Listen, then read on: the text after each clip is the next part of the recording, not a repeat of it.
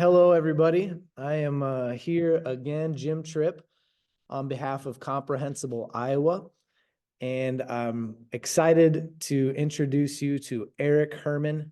For some of you watching, many of you watching perhaps, this isn't your first encounter with the name Eric Herman or his work.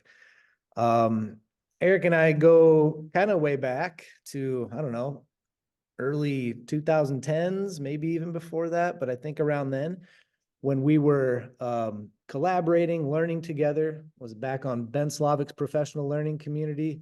A lot of people sharing and growing, and that was a big fun time for me personally. Eric Herman grew up in Martha's Vineyard, Massachusetts. That's Right.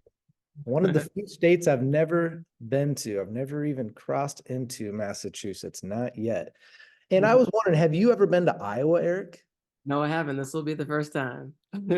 Oh, wow, that's awesome.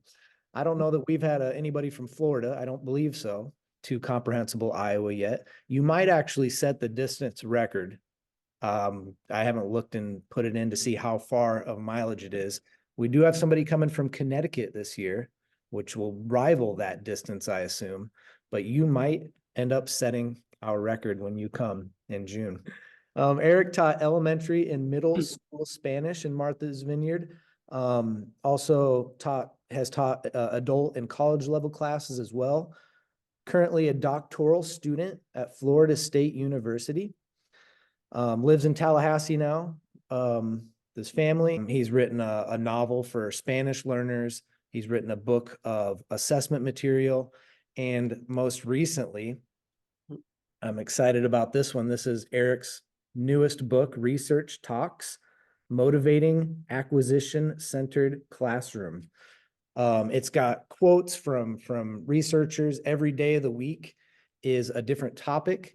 And he's got his own notes to help talk you through some of the quotes as well and explain what it's saying. Really good so far. So 3-hour workshop, June 7th, conference on June 8th. The workshop is titled Acquisition Research and its Implication for Syllabus, Assessment, and Classroom Activities. Eric, would you do us a favor and tell us just a little bit more about the workshop? Yeah, sure. So I think it'll start with a discussion of some of the, or introduction to early history of comprehension approaches. Some of this is forgotten history, and I think it's important, and we can learn from the early days too. And there's a really important figure, Leonard Newmark, who doesn't get the credit, but he was there at the beginning, and we could still learn from some of the stuff he was doing, as well as include a kind of common sense rationale for teaching this way. And then I'll move to what will be I consider the three fundamental facts of language acquisition. And that taking those three facts, we can then draw implications for teaching. Briefly, those three facts have to do with acquisition and learning in older terms. And I'm going to give some updates to that and talk about a distinction between linguistic and metalinguistic knowledge. We'll talk about CI, but I'll give some updates on that. And then talk about developmental patterns. So how do we expect learners to develop? What can they do before they could this? And do they go through stages and sequences? And I'll focus in on verbs, especially like verb endings. I know there's a lot of importance to that given in traditional classrooms. So we'll look at how verb knowledge develops. And I'll show you how actually with diagrams, how it develops in the mind. Then we'll go into implications from that. And we can really draw each of those three facts. We can draw three principles that can use to guide our teaching. And we'll then look at implications for syllabus. And I'll actually talk about a new, quote unquote, new type of syllabus called a procedural syllabus, and include a handout with some like template examples of this syllabus.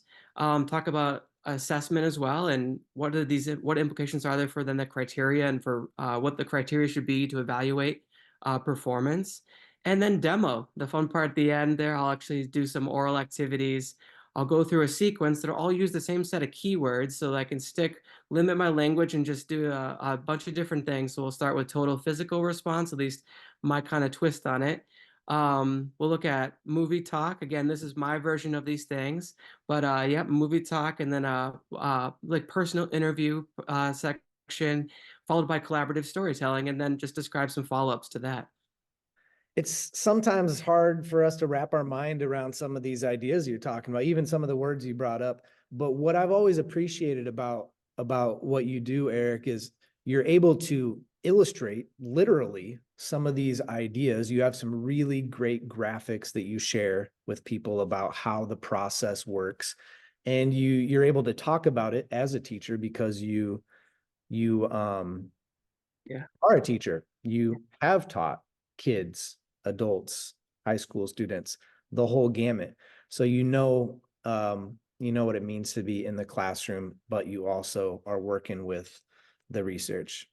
This is an invaluable resource for us to have in Iowa in June. Well, have a great rest of your day, Eric, and look forward to seeing you. Me as well. Thank you.